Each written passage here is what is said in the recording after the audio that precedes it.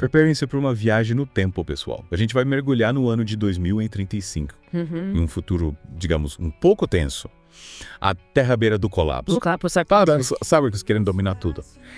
É nesse cenário que a gente vai explorar a história da resistência em 2035. Isso. Ficção científica pura. Mas te garanto, tem muito pra gente discutir e refletir sobre o nosso próprio mundinho aqui, viu? Com certeza. E o que me fascinou logo de cara foi como a história mostra a relação entre humanos e cyborgs. De um jeito complexo, sabe? Não é só aquela coisa simples de nós contra eles. Bem superficial, né? Tipo, quem é bonzinho, quem é o malzinho. Tem muito mais coisa ali pra gente analisar. E a gente já começa entendendo como os cyborgs chegaram nesse ponto de querer, tipo, substituir a gente, né?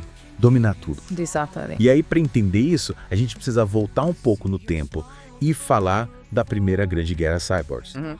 Me explica melhor esse evento, o que rolou? Bom, essa guerra foi tipo um divisor de águas, sabe? A relação entre humanos e cyborgs era tipo uma parceria, né? Uma mão lavando a outra. Isso, os cyborgs ajudando a gente a evoluir, sabe?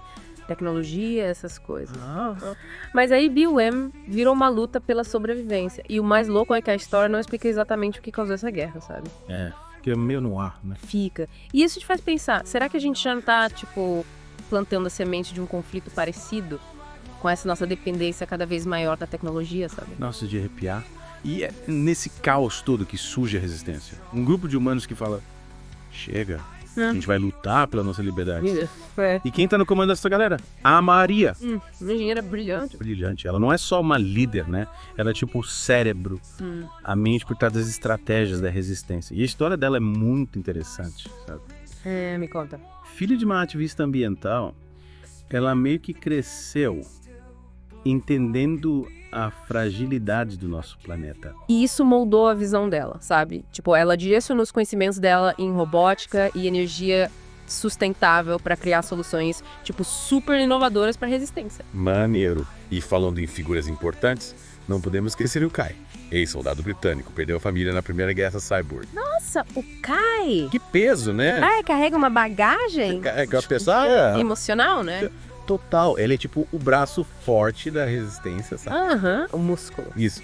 Habilidades de combate incríveis, mas movido por uma dor profunda, uma vontade de vingança. Você fica meio assim, né? Chego perto, não chego. Você não sabe se abraça ou se mantém distância. Mas sabe o que eu achei mais legal na história do Kai? O quê? Eles não romantizam a dor dele, sabe? Mostram que essa fúria toda, se não for bem direcionada, pode ser um problemão. E aí que entra a relação dele com o Zephyr, que é um dos pontos mais... Opa, o Zephyr!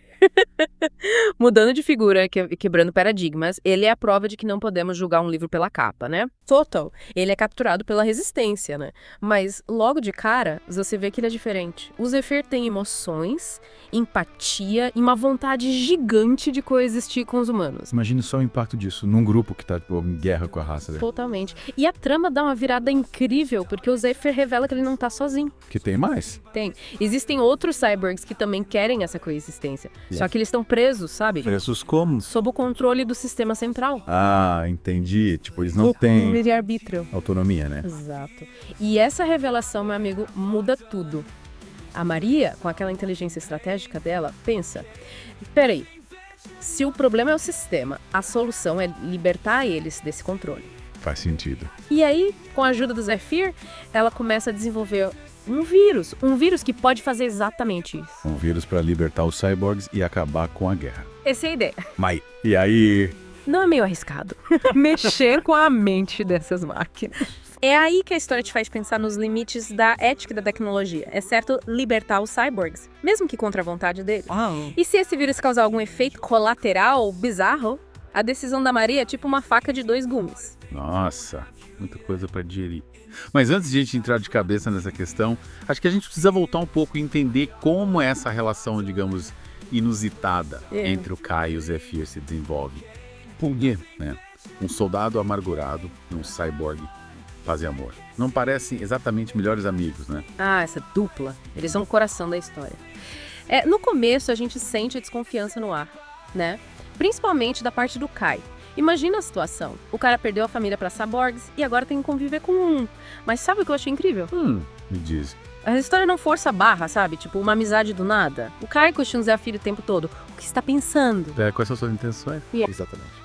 E o Zephyr, com toda a paciência do mundo, vai respondendo, mostrando que a convivência é possível. É um processo, sabe? Devagarzinho. E essa construção da confiança entre os dois é muito bem feita, muito sensível. E essa dinâmica entre eles é crucial para a história, né? Porque a Maria precisa da expertise dos dois para colocar o plano em ação, o Kai com a inteligência tática dele, e o Zephyr com conhecimento interno sobre os cyborgs. Né?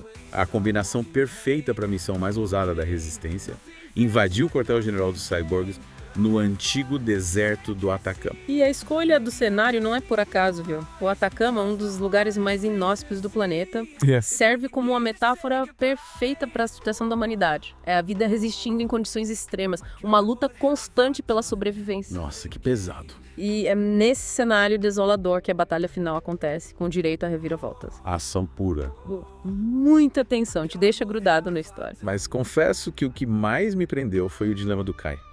Ele tá ali, lutando lado a lado com o Zephyr. Mas ainda carregando aquela dor, aquela raiva do passado. É como se ele estivesse em guerra consigo mesmo. Total. E a batalha no Atacama coloca essa luta interna em evidência, sabe? Ele se fere gravemente e adivinha quem salva ele. O Zephyr. O próprio, arriscando a vida. E é nesse momento que o Kai entende que o ódio, a vingança, não levam a lugar nenhum. A empatia, a compaixão, são as únicas armas que podem realmente libertar a humanidade. E essa cena é tão forte porque mostra que a gente pode mudar, né? Mesmo quem parece estar preso no passado. A conexão do Kai e o Zephyr quebra barreiras, abre caminho para coexistência. E essa coexistência começa a se tornar realidade com a vitória da resistência.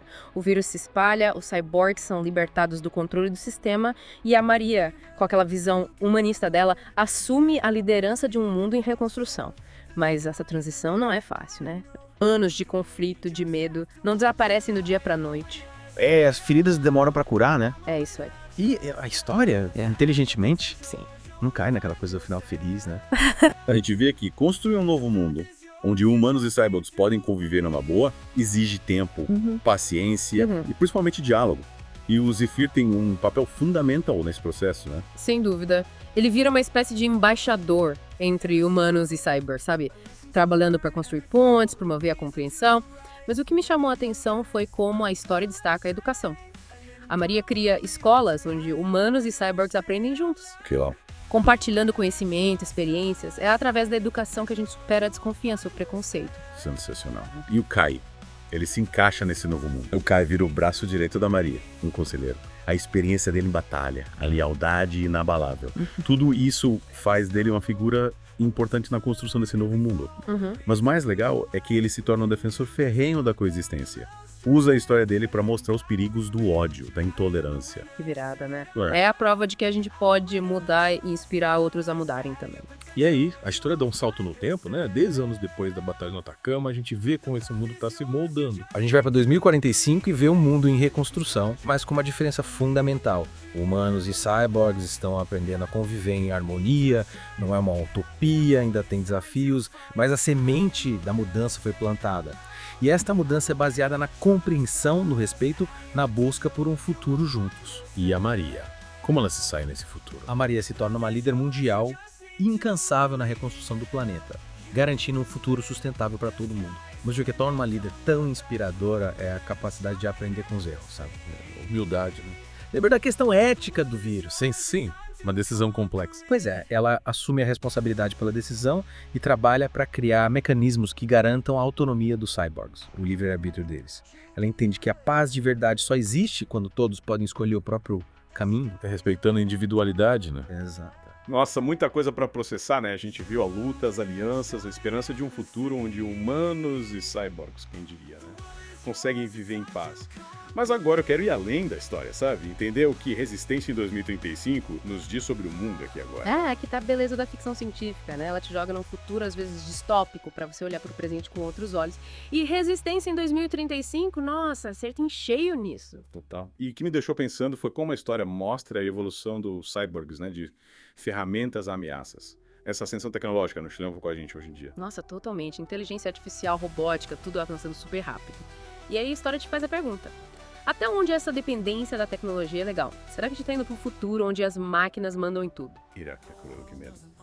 Mas a história também mostra que a gente não precisa ser dominado pela tecnologia, né? A resistência com os valores, a luta pela liberdade.